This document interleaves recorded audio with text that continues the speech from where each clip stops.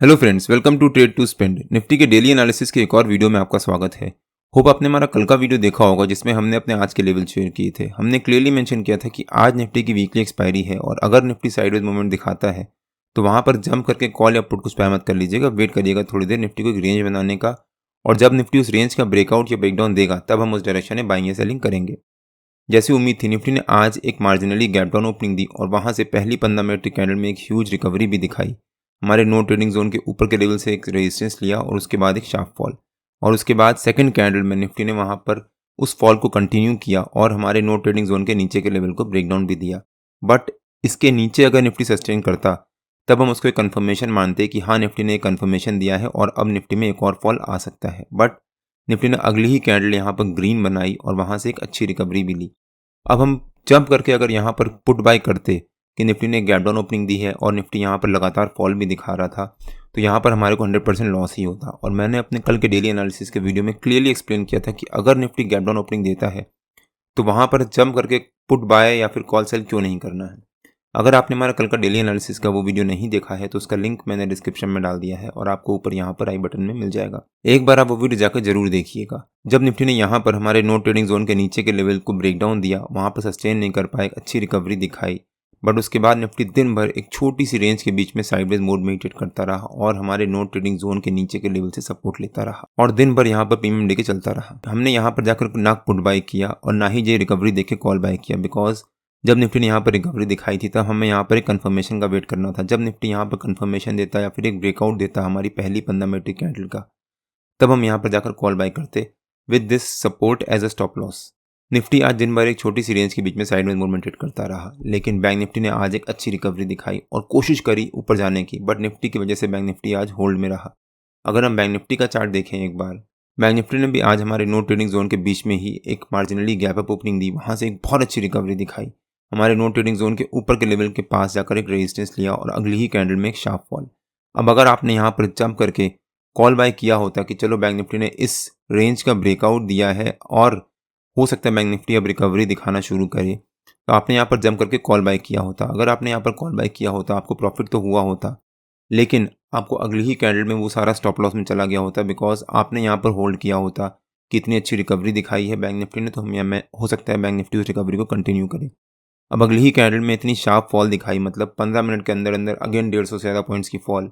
अगली कैंडल में bank Nifty ने इतनी शार्प फॉल दिखाई, तो यहाँ पर जब बैंक निफ्टी ने रिकवरी दिखाई थी तब आपका सारा या तो स्टॉप लॉस हिट हो चुका होता या फिर आपका कॉन्फिडेंस लूज हो चुका होता। बैंक निफ्टी यहाँ पर रिकवरी दिखा रहा था। बैंक निफ्टी ने जब ब्रेकआउट दिया उसके बाद अगली ही कैंडल में 15 मिनट के अंदर अंदर फिर से 200 पॉइंट की रिकवरी दिखाई और अपने 200 EMA के लेवल के पास जाकर क्लोज करा।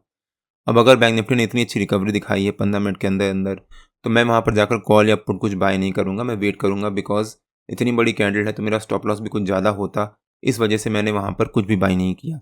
और बैंक निफ्टी जब यहाँ पर रिकवरी दिखा रहा था उस समय निफ्टी साइडवेज मोड में ट्रेड कर रहा था। अगर हम निफ्टी और बैंक निफ्टी दोनों का चार्ट देखें एक बार, ये निफ्टी का चार्ट है।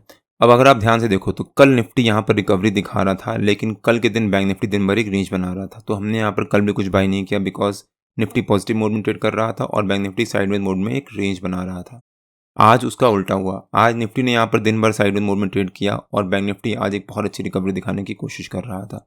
और बैंक निफ्टी ने भी यहाँ पर कल की तरह जैसे निफ्टी ने फॉल दिखाया था, बैंक निफ्टी ने भी यहाँ पर सेकंड हाफ में एक शार्प फॉल दिखाया और निफ्टी ने भी यहाँ पर सेकंड हाफ में एक शार्प फॉल दिखाया था कल।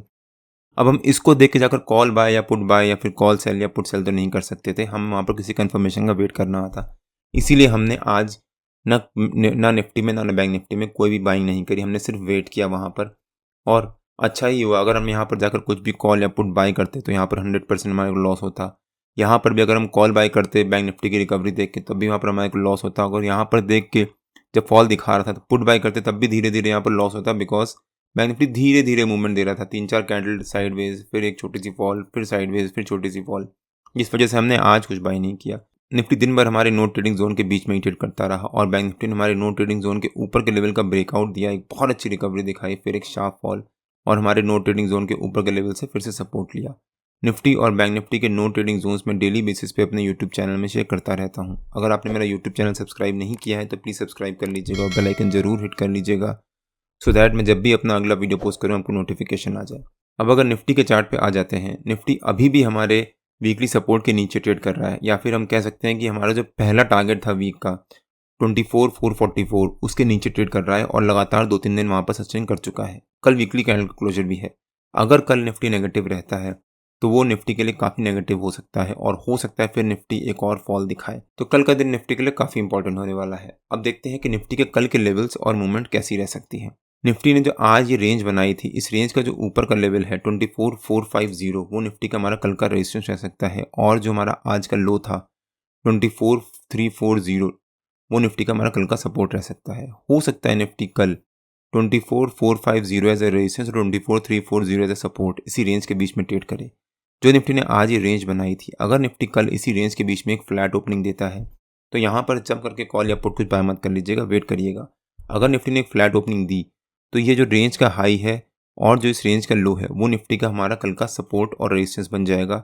और अगर निफ्टी फ्लैट ओपनिंग देने के बाद वहाँ पर आधा पौन घंटा सस्टेन कर गया 10 बजे तक, उसके बाद ब्रेकआउट दिया या फिर ब्रेकडाउन दिया, उस डायरेक्शन में निफ्टी में एक बहुत शार्प मूवमेंट आने वाली है। पिछले कुछ दिनों से निफ्टी बहुत प्रेशर में ट्रेड कर रहा है और निफ्टी पूरी कोशिश कर रहा है उस प्रेशर को ब्रेक करने की। लेकिन निफ्टी अगर गैप डाउन ओपनिंग देता है मान लीजिए हमारे सपोर्ट के नीचे, तो चांसेस होंगे निफ्टी में रिकवरी आने के, और अगर निफ्टी ने हमारे सपोर्ट के ऊपर गैप अप ओपनिंग दी तो चांसेस होंगे निफ्टी में एक फॉल आने के। बिकॉज जितने भी लोग यहाँ पर पुट बाय करके बैठे होंगे, अगर निफ्टी गैप डाउन ओपनिंग देगा तब उनको प्रॉफिट होगा, प्रॉफिट बुक करेंगे, जिस वजह से निफ्टी में रिकवरी आ सकती है। और अगर गैप अप ओपनिंग देगा तो एक तो निफ्टी अपने 50 EMA के लेवल के पास ट्रेड कर रहा होगा, तो वो एक निफ्टी का रेजिस्टेंस पॉइंट हो गया। प्लस जितने भी लोग यहाँ पर जब निफ्टी साइडवेज मूवमेंट दिखा रहा था, जितने भी लोग कॉल बाय करके बैठे होंगे, जब निफ्टी गैप अप ओपनिंग देगा तो उनको भी प्रॉफिट हो रहा होगा, वो अपना प्रॉफिट बुक करेंगे, जिस वजह से निफ्टी में एक फॉल आ सकता है। अगर निफ्टी ने कल एक फ्लैट ओपनिंग दी तो वहाँ पर वेट करेंगे निफ्टी को थोड़ी देर एक रेंज बनाने का। अगर निफ्टी गैप अप ओपनिंग देता है या फिर गैप डाउन ओपनिंग देता है तब भी वहाँ पर वेट करेंगे निफ्टी को उस लेवल को सस्टेन करने का। अगर निफ्टी गैप अप या गैप डाउन ओपनिंग देता है और वहाँ पर सस्टेन कर जाता है तब उस डायरेक्शन में निफ्टी मूवमेंट आने के चांसेस होंगे। आज बड़े दिनों बाद निफ्टी ने जहाँ पर ओपनिंग दी थी उसी के अराउंड दिन भर ट्रेड करता रहा और एक छोटी सी रेंज बनाता रहा। नहीं तो पिछले कुछ दिनों से निफ्टी में यही हो रहा था कि निफ्टी गैप डाउन ओपनिंग फिर एक रिकवरी, वहाँ पर सस्टेन नहीं कर पाया, गैप अप ओपनिंग फिर वहाँ से रिकवरी फिर एक शार्प फॉल। तो जहाँ पर निफ्टी ओपन कर रहा है वहाँ पर सस्टेन नहीं कर पा रहा है। उससे अच्छा तरीका ये रहेगा कि दिवाली आ रही है, निफ्टी और बैंक निफ्टी जहाँ जा रहे हैं जाने दीजिए, दिवाली के बाद ट्रेड करेंगे। आज भी निफ्टी है, कल भी निफ्टी रहेगा और दिवाली ख़त्म होने के बाद भी निफ्टी रहेगा। ज़्यादा से ज़्यादा क्या होगा, 1-2 दिन की अपॉर्चुनिटी छूटेगी, वो छूटने दीजिए, एटलीस्ट लॉस नहीं होगा। बिकॉज निफ्टी और बैंक निफ्टी आजकल काफ़ी रैंडमली ट्रेड कर रहे हैं, वो कन्फ्यूज़ हैं कि ऊपर जाएँ या नीचे जाएँ। जिस डायरेक्शन में जाएंगे जाने दीजिए, जब वो अपना एक डायरेक्शन पकड़ेंगे तब हम वहाँ पर जाकर बाइंग या सेलिंग करेंगे।